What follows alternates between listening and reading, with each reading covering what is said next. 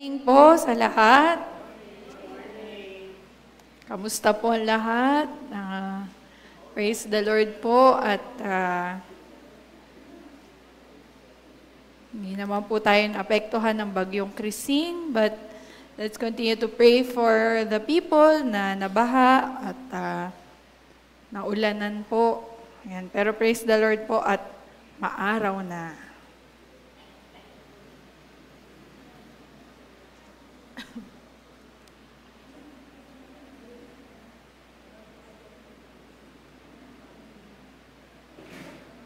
At may laban po yata si Pacquiao ngayon. So pag-pray din po natin si Brother Manny Pacquiao. Yan po. So tayo po ay, good morning din po sa mga kasama natin online, sa mga kasama po natin sa church. Tayo po muna ay manalangin. Thank you, Lord. Thank you, Father. Thank you, Jesus. Thank you, Holy Spirit. We thank you for this wonderful day. Salamat, Panginoon, sa patuloy na katapatan mo. Kayo ay dakila sa aming buhay. And as we meditate on your word this morning, nawa, patuloy po itong makapagbigay ng encouragement sa mga pusong nag-aantay ng inyong salita. We thank you and we bless you in Jesus' name. Amen. Amen. Amen po. Sabi po ni Camille Quirino ng Filipino Times, last March 14, 2025, iko-quote ko po yung kanya sinabi, "The Philippine economy is expected to remain stable this year despite challenges like political noise and global risks." So, tayo daw po ay nasa stable na kalagayan. At sabi naman po ng economist na si Michael Ricafort, sabi po niya sa Philippine News Agency, na bagamat ang ating pong former President Rodrigo Duterte ay naaresto, ang ating pong ekonomiya ay nananatiling strong. So, yung credit rating ng ating country remains strong.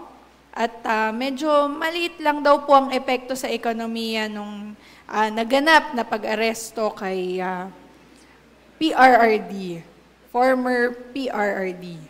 So, bagamat meron pong political tension na nangyayari and geopolitical issues between China and the Philippines, ay salamat po sa Panginoon. Praise the Lord po at matatag pa rin po ang ating Pilipinas. And naniniwala po ako na ito po'y katugunan sa panalangin ng mga mananampalataya para sa ating bansa.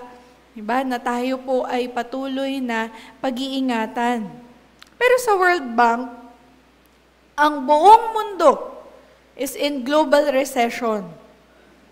And it's gonna get worse as time goes on. So, alam naman po natin, dahil sa mga nagaganap na tension, gera, sa iba't ibang panig ng daigdig, digmaan. So, nakapagdudulot po ito ng global recession. Pero, tayo po, hindi po din malilibre sa kahirapan at sa epekto ng recession na ito na nangyayari sa buong mundo. Sa Bible po, in Old and New Testament, ay marami pong story about famine. And kung ikukumpara po natin sa ating time, yung famine po, yun po yung recession na nangyayari po sa ating mundo. But it's during those times of famine that God's people begin to shine. Because we demonstrate God's light. Hindi po, not in the midst of light, but in the midst of darkness, we shine. Ang mga tao, anak ng Diyos. And whenever famine is mentioned in the Bible, pag ito ay nagiging istorya sa Bible, nakikita po natin that God's people rose to prominence and they prospered. So marami pong storya yan sa Bible. Mamaya, tignan po natin yung mga ibang mga storya. Kaya siguro nga po, in one of Pastora's preaching, madami pong nabanggit si Pastora na ipaprosper ni Lord dito sa BCC. Dahil po ang BCC ngayon ay parang nasa Negev. Or sa mga panahong ito, Negev po ay na-preach na rin po ni Pastora. Negev means dryness. And yung dryness po sa Tagalog ay tagtuyot. Tagtuyot also means kakapusan. And meron po mga taong dumadaan sa dry season or sa Negev. E paano po, pagpasok po ng 2025, ang tema po natin is a perfect beginning. Pero, kakapusan po ang nararanasan ng marami. But as children of God, remember that we shine brightest in the midst of darkness. And we are meant to prosper in times of famine. Do you agree? Amen. So, God intends for us to prosper. Bagamat tayo ay naroon sa Negev, bagamat tayo ay pwedeng magdaan sa recession, but the plan of God for His people is for us to prosper. Kaya nga po tuwan-tuwa po ako sa preaching ni Pastora last July 6. Talagang special mention pa po si King na siya po ay isa sa mga ipaprosper ni Lord. Sabi ko, may special shout out pa si Lord sa'yo na ikaw ay ipaprosper ni Lord. Sabi po ni Pastora, binalikan ko po yung kanyang preaching nang ma-receive po ni King yung breath of God. He did not only receive complete healing sa kanyang katawan, but even healing of his financial brokenness. Dahil hindi naman po kaila sa inyo, nabanggit ko na po yung last preaching ko na kami po ay nagdaan sa napakadaming gastos. Dahil po sa napakadaming tests and napakadami pong medication na kailangan pong pagdaanan ni Brother King. Diba? So, but the Lord is faithful na ito po yung mga mensahe niyang paulit-ulit because He wants to remind us, He wants to encourage us that He wants the BCC and its members to prosper. Ito po ay harvest. Hindi ko din naman po alam na ang tema po ni Pastora for the whole year ay grace, ay perfect beginning, at ang binigay naman po na mensahe sa akin ng Panginoon for the whole year is harvest. At ang binigay naman pong mensahe kay Pastora Shell ay the goodness of God, ay yung faithfulness ng Panginoon because He is good, not because of our own self-effort, but because He is good, He wants us to harvest and He wants us to experience His grace. Napakabuti po ng Panginoon. God is faithful. Alam niyo po ba nung Sunday din po na yon, nung July 6, worship leader naman po ako noon, ang sama din po ng pakiramdam ko noon. Parang the whole week po, simula po Tuesday pa po yata, yung para sama ng pakiramdam ko, pero nag-peak po yun nung Friday, nilagnat po ako. And bumaba po yung platelet ko, kaya si Doc Mars binabantayan po kasi hindi naman din po niya ma-roll out yung dengue, kasi baka dengue. Pero meron din po ako noon mastitis. Sa mga nag-breastfeeding mommies ay alam po ito na hindi din po ito maganda sa katawan. So, asawa-sawa po talaga ng pakiramdam ko nung week na yon until Sunday morning. Sabi ko, naku, asa pa na pakiramdam ko, hindi ko nahihilo pa po ako actually nung pagbangon nung Sunday na yon. Pero alam ko na may gagawing special ang Panginoon that Sunday. Kaya sabi ko, naku Lord, hindi ko talaga pwedeng i-miss to. Talagang kakanta po ako. So, by faith, sabi ko, sige Lord, aawit po ako.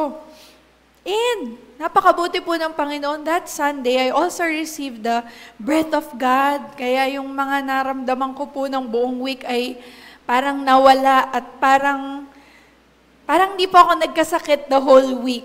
After po noon, magaling na po ako. Okay na po ang aking pakiramdam. Bumalik po sa normal, pati po yung platelet ko. Hindi na po ako nagpa-blood test. Pabalik-balik po kasi kami sa hospital nung week na yon dahil namomonitor nga po yung aking dugo. And that Sunday, I declared what God is saying to King and to my family. Siyempre po, damay po kami doon na ipaprosper kami ni Lord Jesus. Not just in health, but also in wealth. And I declare it, amen, in Jesus' name. So this morning, I want to talk about the harvest with a purpose. Pagka po pinag-aaralan po natin yung famines in the Bible, we see that God always supplies wisdom to handle those famines. Pagka may famine, bibigay si Lord ng word, papaano ito gagawa ng paraan, papaano ka makakaalis sa famine na ito. In Genesis 26, verses 1 to 13, makikita po natin yung story ni Isaac. Kung papaano po sa panahon ng famine, sa panahon ng tagtuyot, binigyan po siya ng wisdom ni Yahweh. And si Isaac po ay umani ng masagana. Basahin po natin yung verses 1 to 3. Now there was a famine in the land besides the earlier famine of Abraham's time. And Isaac went to Abimelech, king of the Philistines, in Gerar.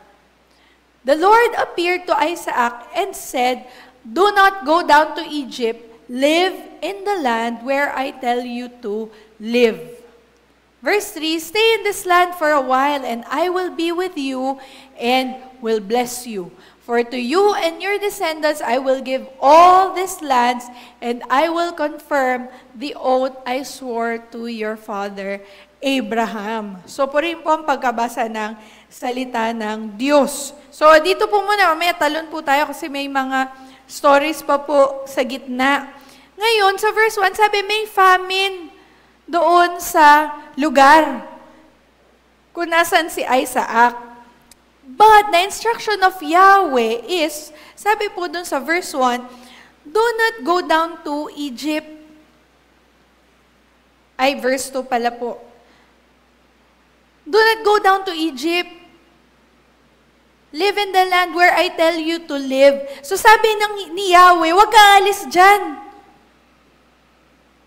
Kasi nung nagkaroon din ng famine, si Abraham po na tatay ni Isaac, tumakbo po sa Egypt.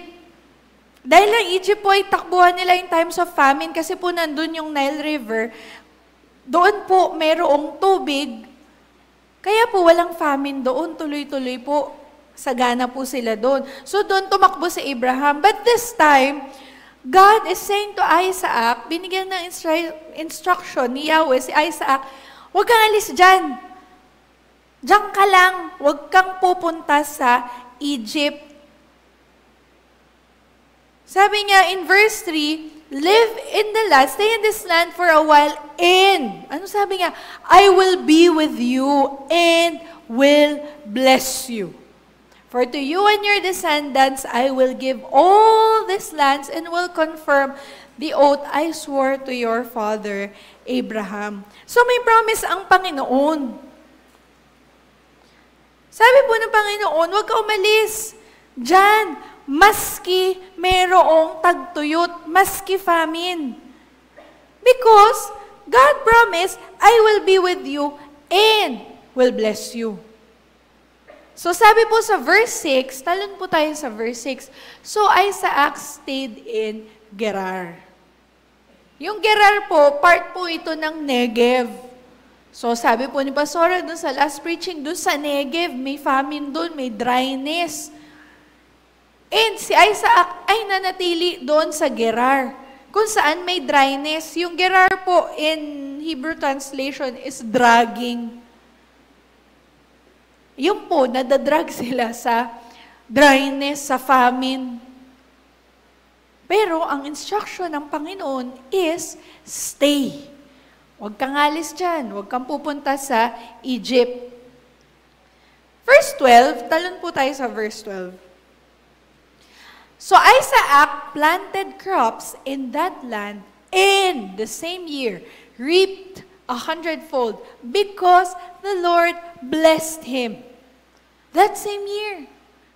Hindi po matagal yung promise ng Panginoon. Sabi po doon, that same year nang si Isaac ay nagtanim, blines ni Lord ang kanyang crops.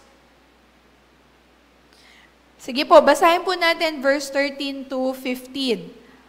The man became rich and his wealth continued to grow until he became very wealthy. Verse 14, he had so many flocks and herds and servants that the Philistines envied him.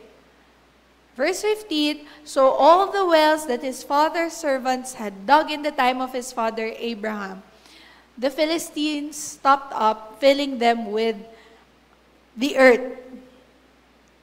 So kung si Isaac po, tinignan po niya yung natural. Wala pong sense sa kanya, bakit magtatanim dito? Dry nga, tagtuyot nga. Paano ako makakapag-sow ng seeds during time of famine? Tuyo ang lupa. Nagkakabitak-bitak dahil sa matinding init. El Nino. Nakakita na po kayo ng bitak-bitak na lupa na dry na dry? Parang meron po akong picture na nilagay. Ayan po. Sa Philippines po yan. Ganyan po yung itsura nung bitak-bitak na lupa. Dahil po yan sa init, di ba? Pag matinding init, syempre po, kung wala ding rain, magtutuyo po siya, hindi po mababasa ang lupa. So, ganyan po mangyayari. Kung titignan po natin, is it possible para mag-plant dyan? Ganyan po yung itsura ng dry land. So kung titignan natin, imposible pong umani ng crops dyan. Ayan po, papaano po? Hindi na po sila makaani dyan. Wala naman pong bunga. So, pinag-aralan po natin, di ba? Dahil harvest po yung aking series na yung soil, magtatanim ka dapat sa good soil to produce good fruit.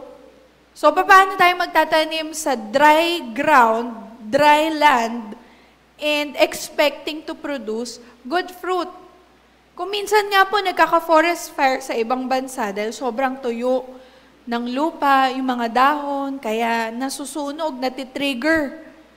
Pero, the verse says, Isaac planted crops in that land. So, this is where faith is required. Kasi po kung si Isaac ay tumingin doon sa bitak-bitak na lupa, hindi po talaga siya magtatanim.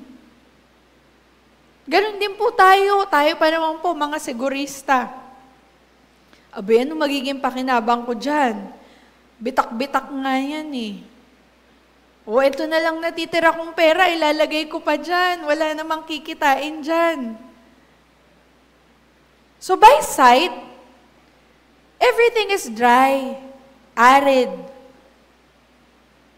So in the natural, makikita natin, nothing would grow out of that dry ground. And that's a very challenge that is before God's people today. Kung saan po natin nakikita, ay malabo dyan. Kung saan po natin makikita mo kung walang pag-asa dyan. Walang kita dyan, walang pera dyan. God is saying, sow in that area. Magtanim po tayo doon sa area na sinasabi ni Lord na dry. Ba't naman po ako tataya sa malabo? Because God says in verse 3, stay in this land for a while. May promise because I will be with you and I will bless you. Ito yung sabi ng Panginoon. For to you and your descendants, I will give all these lands and confirm the oath I swore to your father, Abraham. So may promise po ang Panginoon sa atin this year. This year is our perfect beginning, our beautiful beginning. And sa lahat ng gagawin natin, lalaki pa ng Lord ng grace, pasimula hanggang end. That's His abundant, hindi lang basta grace, but abundant, ever-flowing grace kasama po natin. Pero ang requirement, kailangan po nating sumunod kay Lord. Kung sinasabi niya sa'yo, stay in that land kung saan ka man pinapag-stay ng Panginoon.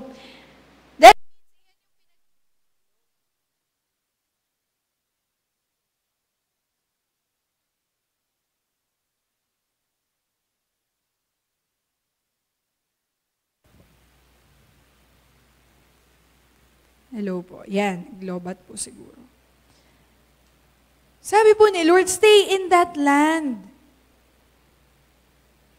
Kasi yan yung pinagkaloob sa iyo ng Panginoon where you will prosper.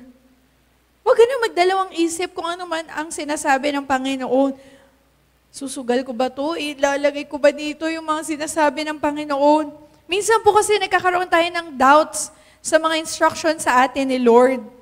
Kasi parang sa atin, in the natural, katulad ni Isaac, hindi natin makita yung kasiguraduhan. Tayo pa naman po mga taong gustong laging may nakikitang result bago pa man po mangyari ang mga bagay-bagay. Lagi tayong, paano? Dapat ako'y secure, dapat ako'y sure dito kasi paano bukas, paano sa susunod na buwan, paano sa susunod na taon. Pero, sabi ng Panginoon, if God tells you to sow, magtanim in that area, even if it is dry, then obey.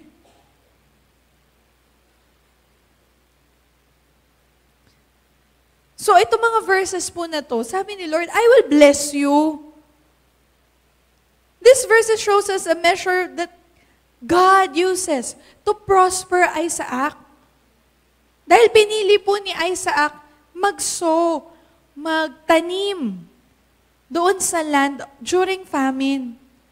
Likewise, we can expect a bountiful harvest if we choose to sow in the areas where God leads us to. Kung saan po tayo dadalhin ng Panginoon, God will prosper us. Because it's all about Jesus.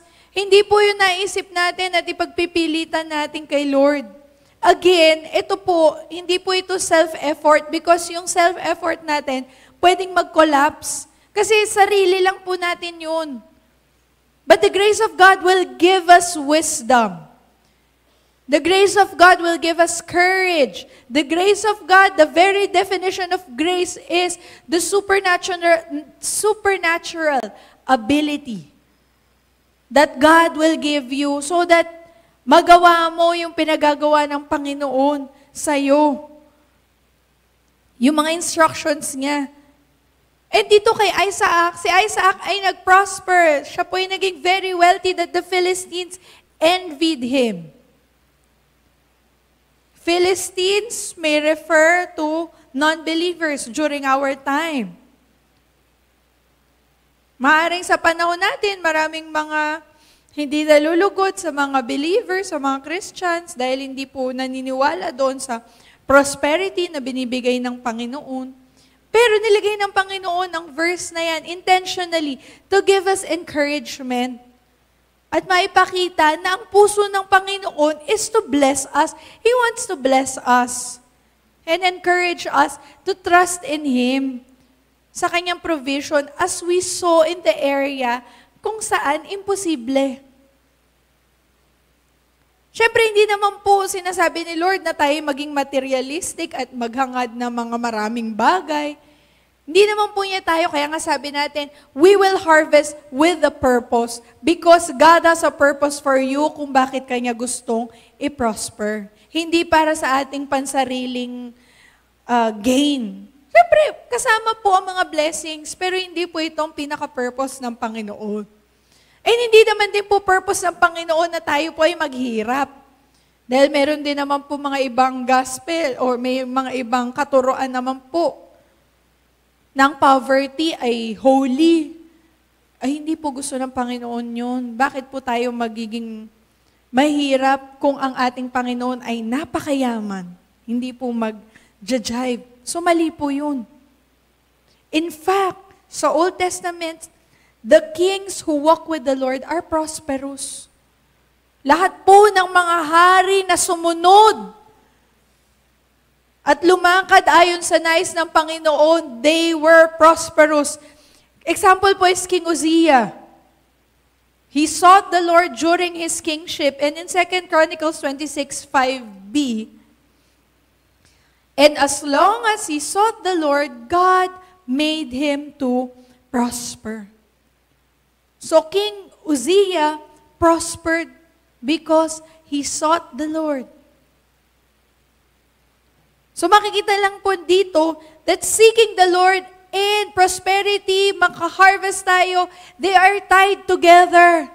Kasi po pag tayo ay sumusunod sa mga nais ng Panginoon, kakabit po dito ang blessing, kakabit po dito ang harvest, kakabit po dito ang prosperity, kakabit po dito tayo po ay aani. When God prospers us, He first prospers us in our walk with Him. Siyempre po yun ang mauuna. Kailangan po susunod tayo sa Panginoon para po makita natin yung heart ng Panginoon, anong kanyang desire. Nga nga po last year, ang series ni Pastor Rachel, buong taon, walk with God. Because that is our walk for a lifetime. Ito po yung ating walk sa ating buhay. God has made us righteous through Jesus' finished work on the cross. So, ang una pong na-receive natin, the greatest prosperity, the greatest harvest na nakamtan natin is the righteousness of God in Christ Jesus. And, katulad nga po ng Psalm 103, yung salvation natin, yung pagiging righteous natin before God, karugtong na lang po yan ang blessings. Blessings not only for us, but also for our children. And these are the promises that we can claim. Health, wealth, wisdom. In Proverbs 13 and verse 22b, but the wealth of the sinner is stored up for the righteous. Nabasa niyo na po ba to? So, this verse is saying that the sinner gathers wealth for the righteous. Sila po ang nag-iipon ng kayamanan para po ibigay sa righteous. So, there will be a transfer of wealth from the world to God's people. This is also mentioned in Ecclesiastes 2 and 26. For God gives us wisdom and knowledge and joy to a man who is good in his sight. But to the sinner, he gives the work of gathering and collecting, that he may give to him who is good before God. This is also vanity and grasping for the wind. So, sabi doon, to him who is good before God. Sino po ito? Ito po yung mga righteous. Sino po ang righteous? Tayo po, mga believers, we are the righteousness of God in Christ Jesus. So, ibig sabihin po, para sa atin po ang wealth ng wicked. Minsan po, we get discouraged pag nakikita natin na kung sino pa yung mga non-believers, sila pa po yung successful sa mundo, sila po yung nag-earn ng 1 billion a day. Diba? Kung tayo po ay may 1 billion a day, sana po nailagay na natin sa pagpipreach ng gospel. Pero, sabi naman po, ito po ang salita ng Diyos because ginagather lang ito for us. God's heart for you is to enjoy prosperity, not just in material, but also in health. And God's heart for us is to harvest. Of course, with a divine purpose. God wants us to harvest with a purpose because He has a purpose. He has a new assignment. Kung claim natin ang word ni Lord sa atin last July 6, that He is giving us prosperity because He is giving us a new assignment. But talo naman po tayo sa Exodus. Exodus chapter 12 and verses 35 to 36. Now the children of Israel had done according to the word of Moses, and they had asked from the Egyptians articles of silver, articles of gold, and clothing. And the Lord had given the people favor in the sight of the Egyptians, so that they granted them what they requested. Thus, they plundered the Egyptians. So, yung transfer of wealth naman po ng Egypt to Israel, this took place on the night of the Passover. Nung sila po ay lilikas na from Egypt. So, binigyan po ng favor ng Panginoon ni Yahweh ang mga Israelites to plunder para po makahingi sila ng articles of silver, articles of gold, yung clothing ay makuha po nila. And the Israelites came out with abundance. So, umalis po sila ng Egypt with abundance. But this was done justly. Makakala natin, plinander lang nila yung mga Egyptians. Ito yung kabayaran doon sa mga years that they toiled. Sila ay pinahirapan ng mga Egyptians, sila ay naging slaves. So, kinuha lang nila ang kanilang sweldo. Kinuha lang nila yung kanilang deserve nila na mga silver and gold. So, katulad po ng ginawa ng Panginoon to the Israelites, God will always ensure that there will be a restoration for the losses in our lives. Sinabi na rin po yan ni Pastora sa preaching niya. Sinabi na rin po ngayon. That means, ito po yung word ni Lord for us, that He will restore all the locusts have eaten. Ano man po yung mga nawala sa atin in the past. Sabi ko nga po sa amin nga po, dahil po sa napakadaming tests ni King and yung mga pagsakit po kasi talagang madideplete po ang resources. Kahit po gaano po tayo mag-gather ng kaperahan, pero pagka po, yan po, health. But God's promise is, He will restore. Babalik po niya. So kung kayo po ay meron din pong nawala in the past, kung ano man po ito, even in health, God promises us that He will restore. Amen. So this transfer of wealth was the fulfillment of the prophecy that God gave to Abraham bago pa po makaptive ang Israelites. In Genesis chapter 15 and verses 13 to 14, chapter 15, o baka po hindi ko naisulat. Genesis chapter 15 verses 13 to 14.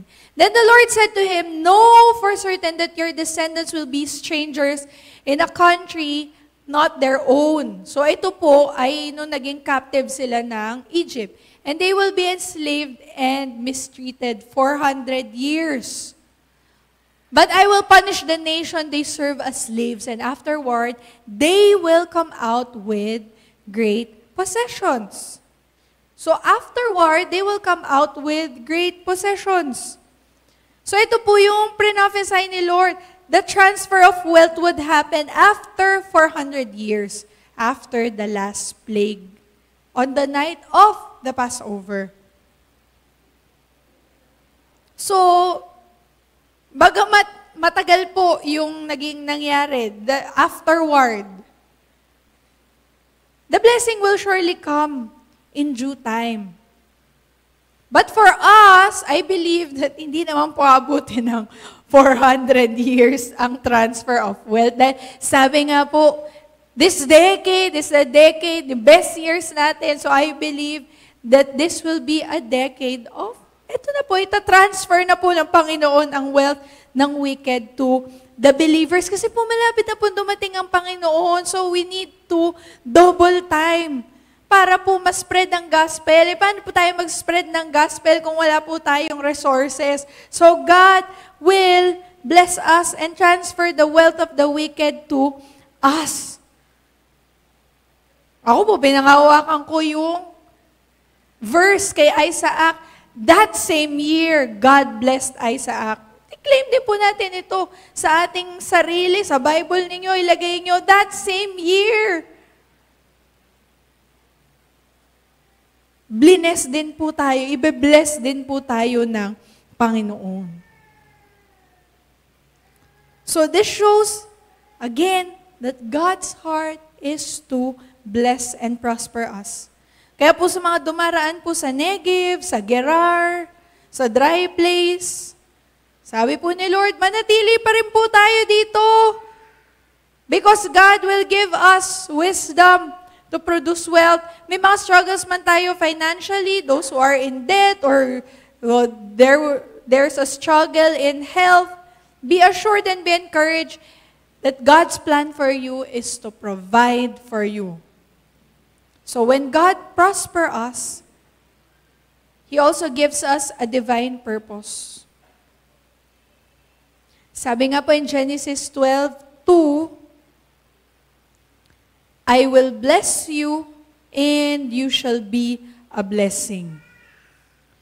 So God wants to bless us so that we can be a channel of blessing, a channel of His love and generosity to others, so we can support in spreading the gospel. Paano po tayo magbe-bless ng kapwa kung wala nga po tayong pambigay? Kasama po yan sa mission and vision ng BCC,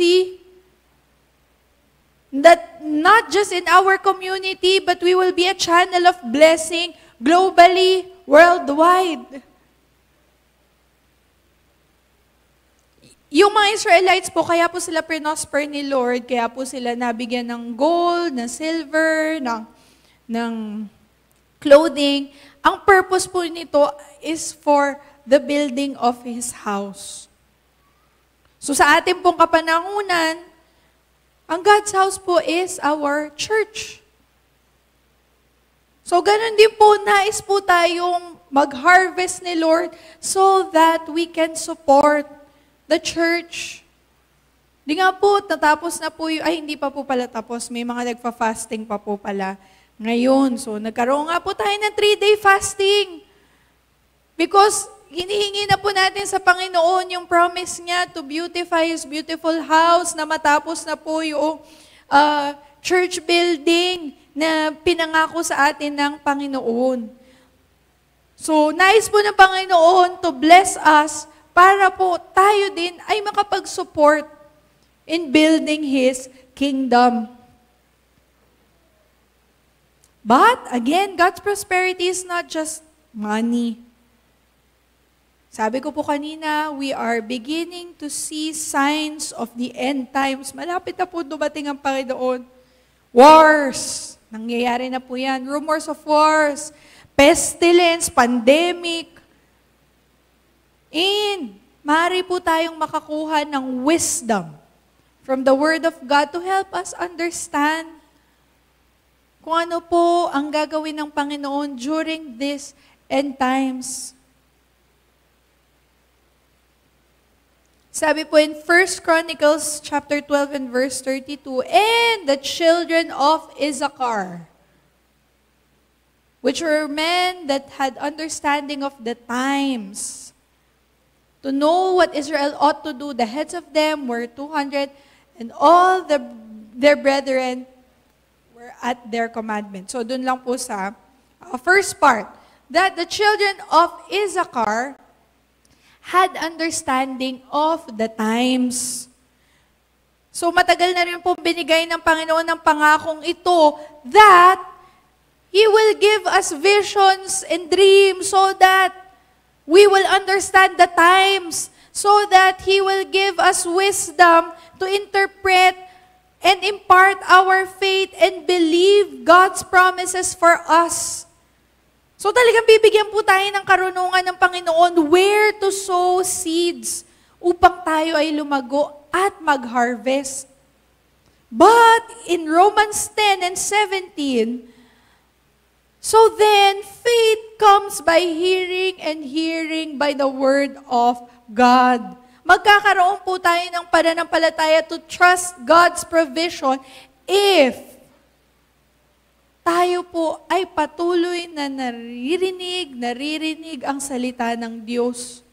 Kung patuloy po tayong bababad sa salita ng Diyos. Kasi doon po natin makikita ang wisdom. Doon po natin makikita ang specific instruction sa atin ng Panginoon.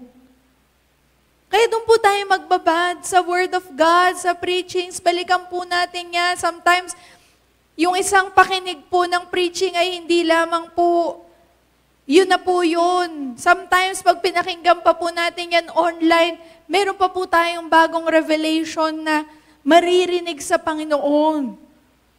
So, kung nais po natin na talagang maintindihan ang times, like the sons of Issachar, magbabad po tayo sa salita ng Diyos.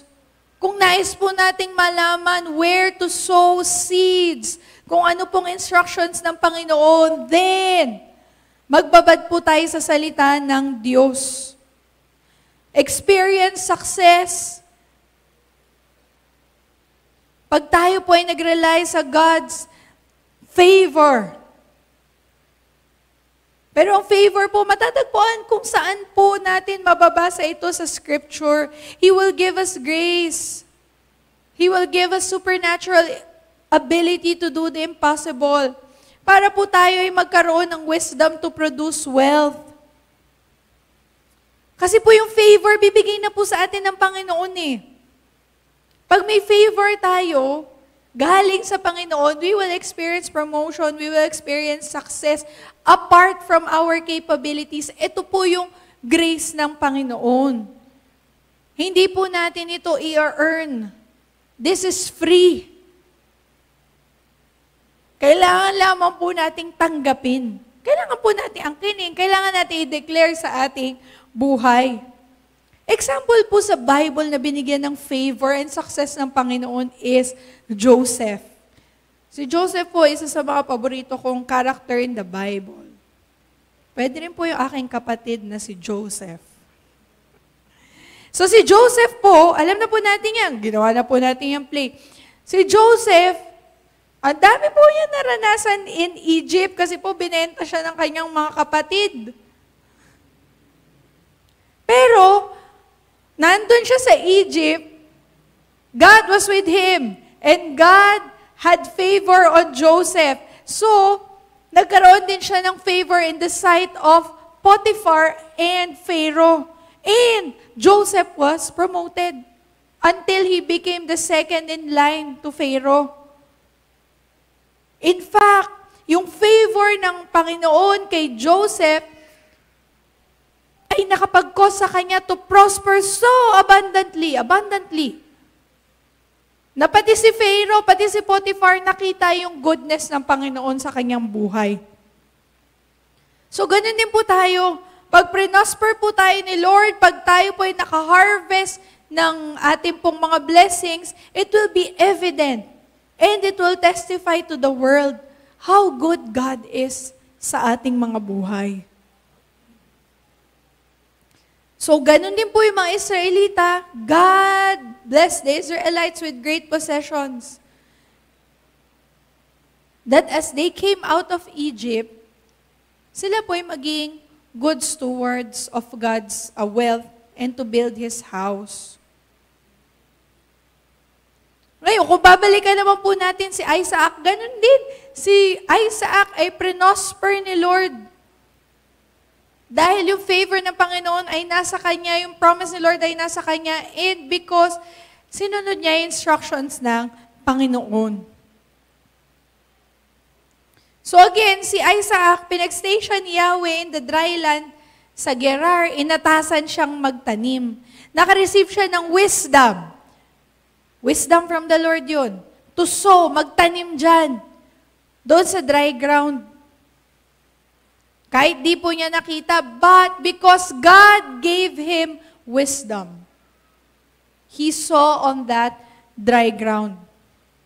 So, ganun din po tayo. Bibigyan po tayo ng wisdom ng Panginoon where to sow seeds. Kung saan po natin gagamitin ang ating mga kaperahan. Bibigyan po tayo ng Panginoon ng abilities.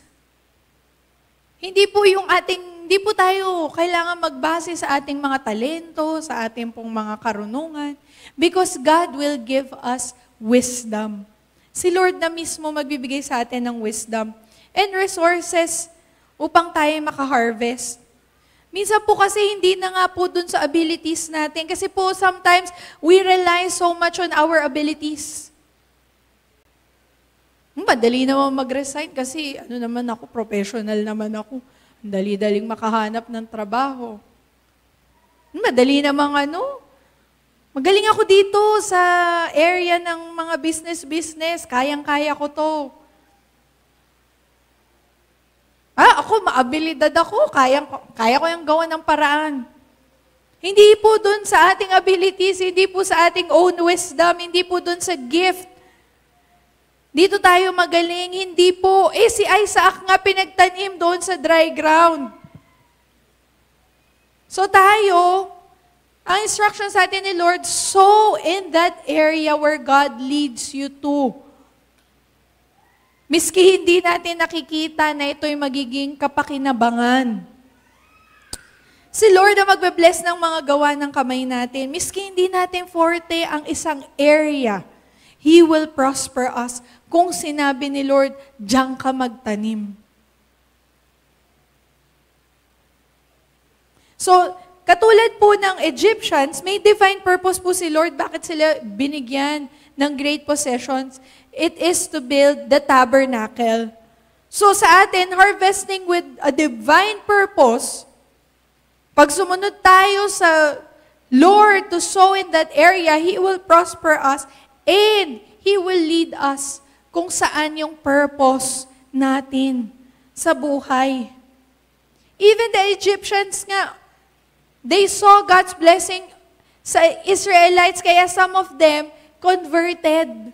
Sumama sila sa mga Israelita. Kaya doon sa Genesis 12:38, di ko na po papakita, nirecord doon that a mixed multitude went up with them.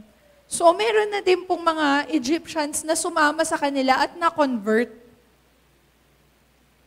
Because these Egyptians chose to align their lives with Yahweh. Because nakita nila kung papaanong ka-powerful ang Panginoon na nag-work sa buhay ng mga Israelita. So, ganun din po tayo. Makikita din po ng unbelievers that we are so prosperous, we are so blessed. Testimony na po natin mismo yung ating buhay.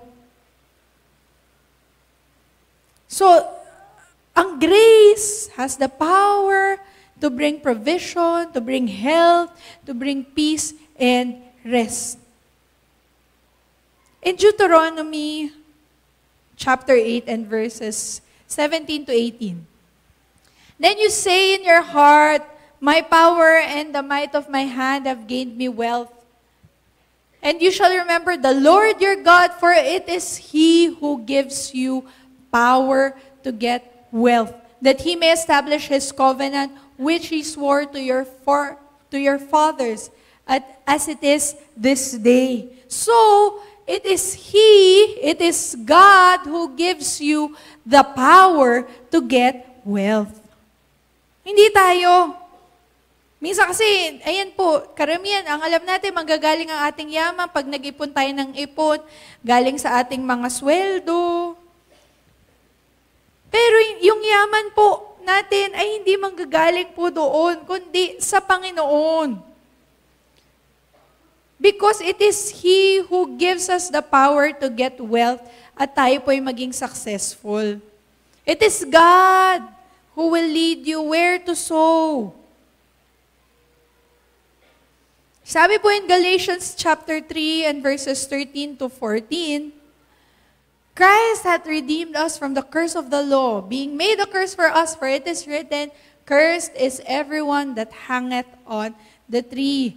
Verse 14, that the blessing of Abraham might come on the Gentiles through Jesus Christ, that we might receive the promise of the Spirit through faith. So ayan, the power to get wealth is established in the covenant of grace and the finished work on the cross. So tapos na dahil napagtagumpayan na ng Panginoong Jesus ang cross. So, we already have the power to get wealth.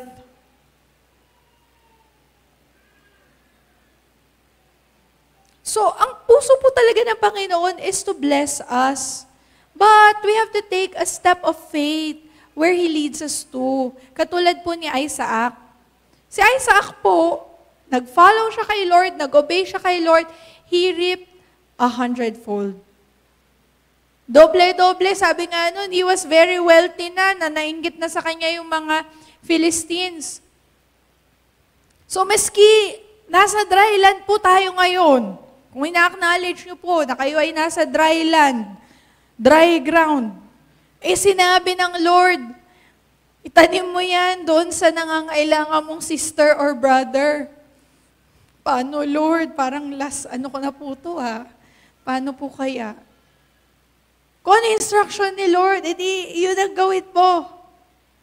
Lord, paano po ito? Ang word mo po sa akin ay magtanim po sa building ng church. Parang ano po, baka po next month, medyo kakapusin po. Then, sabi ng Panginoon, i-obey natin yung instruction niya. Pag sinabi ni Lord, ilagay mo na yan doon sa business. Ilagay mo na yan lahat doon. Lord, paano po next month? Parang delikado na, hindi ko na po alam. Kung sinabi ni Lord na ito yung pasimulan mo, maski hindi mo nakikita ang lalago, then obey. Don't look at the natural. Huwag po natin tignan yung future kasi minsan nagko-compute po tayo sa sarili natin. Siyempre po dahil nga po mga tao tayo, na tinitignan na natin ahead. Pero, maski wala po tayong makikita doon na benefit, if God says that you saw in that area, then obey. Sabi po ni Lord doon sa verse natin kay Isaac, I will be with you and I will bless you. Diba? Sabi nga po ni Lord, perfect beginning po natin this year, lalaki pa niya ng grace at the start kung pasisimulan mo yung instruction ni Lord, and at the end, samantalahin po natin ang taong ito dahil sabi po ni Pastora in her preaching, hindi na po ito babalik. Yung year ng 2025 ay hindi na po muling babalik sa atin. And yung napakagandang number ng 2025 ay hindi na po muling babalik. Dahil uurong na po tayo, uusad na po tayo. Yung harvest na pangako ng Panginoon is not just for us to prosper, but ultimately remember that it is for the gospel. Kaya kung ano man po ang instruction sa atin in Lord, it will always lead for His glory. That His glory may be known and that people may come to know Him. May it be magbigay ka doon sa taong nangangailangan. May it be starting a business, dahil yung business, kung yun ang bago assignment sa iyo ng Panginoon, dito ka niya ipaprosper, then you will be a testimony to other people at maging channel ito na madaming makakilala. May it be giving for His kingdom. Tuwing gabi po, nagde-declare tayo. Ewan ko po kung kayo. Kami po kasi sa family devotion, nagde-declare po kami, I will be a blessing to my brothers and sisters in Jesus Christ.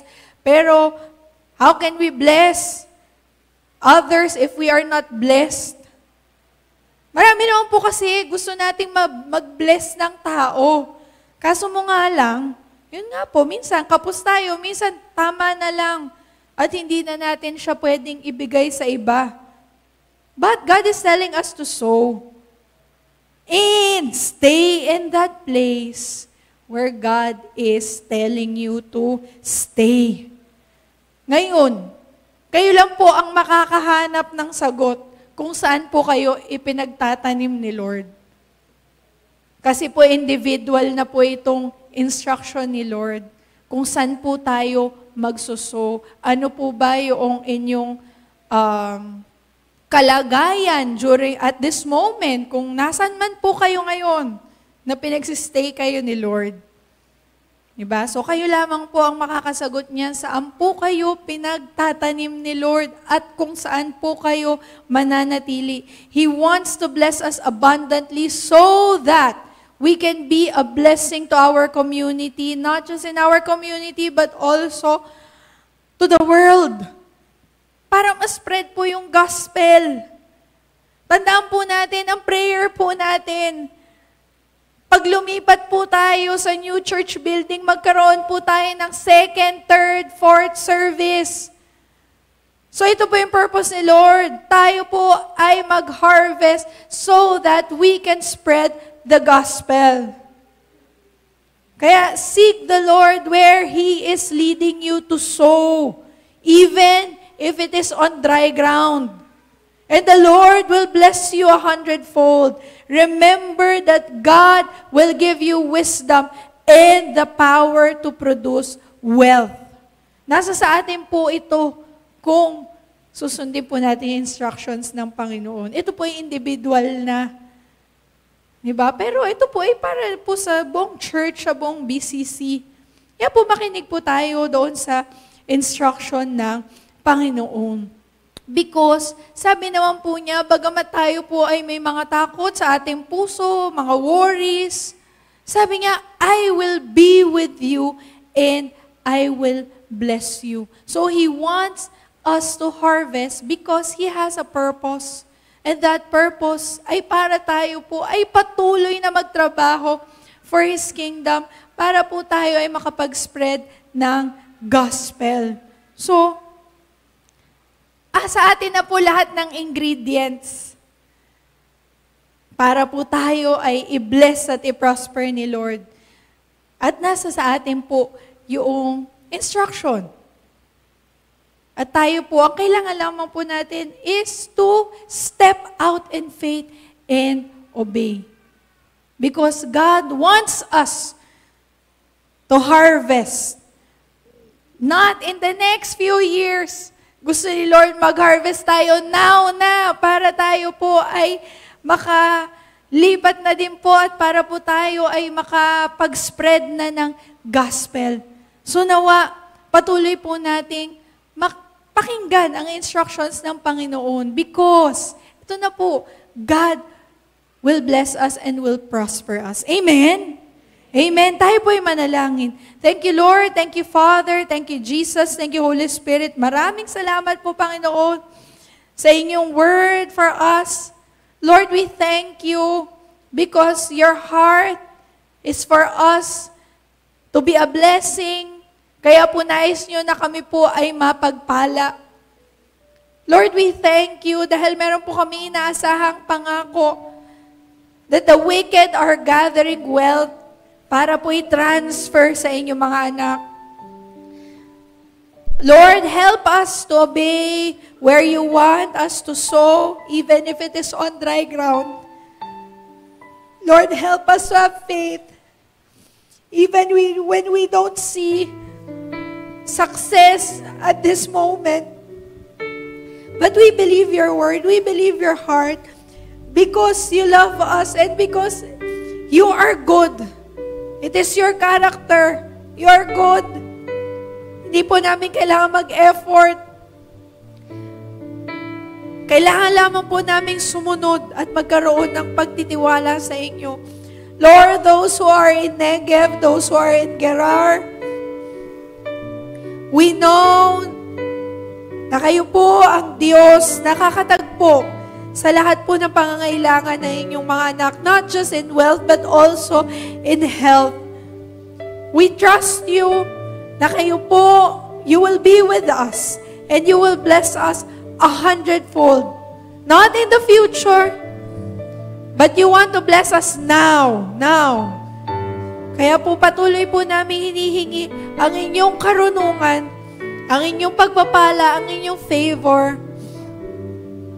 Oh, we continue to summon the south wind to bring us peace.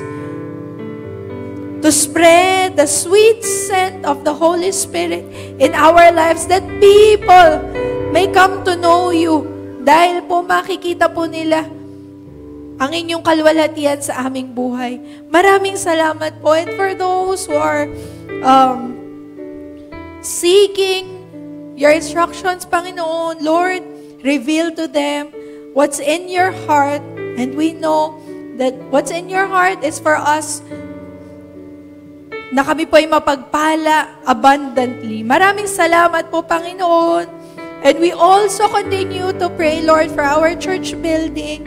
Lord, you want to bless us so that kami po ay patuloy na matapos na po ang aming church building. So ano man po ang aming mga pangangailangan sa completion nito, we believe your promises na kayo po ay magbibigay ng inyong pagpapala sa inyong mga anak. And we await, Lord, ang aming pong paglipat sa aming pong panibagong church, oh God. Kaya maraming salamat po. We thank you and we bless you in Jesus' name. Amen and amen. Hallelujah. Praise the Lord. Amen. God is